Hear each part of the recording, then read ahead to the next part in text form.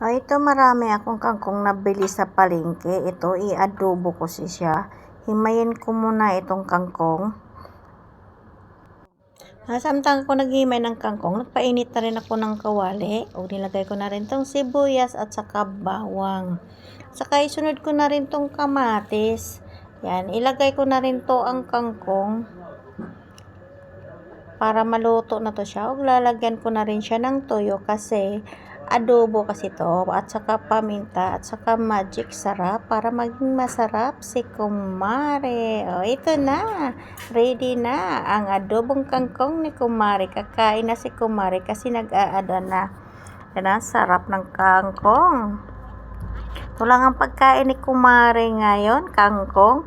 Malapit na maubos para si kumaring baboy kumakain ng kangkong. Ang dami daming kinakain ko ng kangkong. Pakangkong-kangkong lang to siya pero marami itong benefit sa katawan ang kangkong.